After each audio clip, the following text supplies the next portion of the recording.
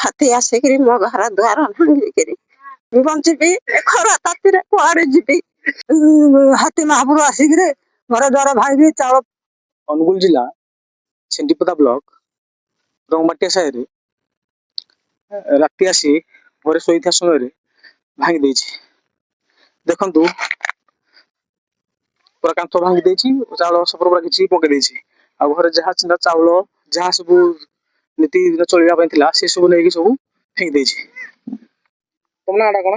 ପେଟି ମା ଘର ଘର ତ ରଙ୍ଗମାଟିଆ ଆଉ। କଣ ହାତୀ ମହାପୁର ଆସିକିରି ଘର ଦ୍ୱାର ଭାଙ୍ଗି ଚାଉଳ ପତ୍ର ସବୁ ଖାଇ ଖୁଆକି ବେଞ୍ଚି ପୋଛା ଦେଇକିରି ଭାତ ହାଣ୍ଡି ସହିତ ଫିଙ୍ଗିଦେଲେ, ଡିବିଚି ସହ ଫିଙ୍ଗିଦେଲେ। ଆମେ ବୁଢା ବୁଢୀ ଶୋଇଥିଲୁ, ଶବ୍ଦ ପାଇକିରି ଆମେ ଦୌଡିଛୁ। ଆଉ ସରକାରକୁ ଜୁହାର ମୁଣ୍ଡିଆ ମାରିକିରି କହୁଛି ଘର ଖଣ୍ଡେ ଆମର ଦଉ, କ୍ଷତିପୂର୍ଣ୍ଣ ଦଉଛୁ ପ୍ରଭୁ। ଆମେ କେମିତି ରହିବୁ, କୋଉଠି ରହିବୁ? ଆମ ଗରିବ ଲୋକ, ଆମ ଘର ଦ୍ୱାର ନାହିଁ, ଭାଙ୍ଗି ଦେଇଛି ଘର। ଶଶୀ ଘର ରଙ୍ଗମାଟିଆ। ହାତୀ କଣ କରୁଛି ଆସି? ହାତୀ ଆସିକିରି ମୋ ଘର ଦ୍ୱାର ଭାଙ୍ଗିକିରି ସବୁ ଖାନ କରିଦେଲା।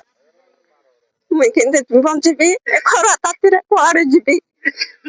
ମା ମତେ ସାହାଯ୍ୟ କର। ଚାଉଳ ଗଳ ସବୁ ଫିଙ୍ଗିକିରି ଖାଇ ପିଇକିରି ଖାନ କରିଦେଲା।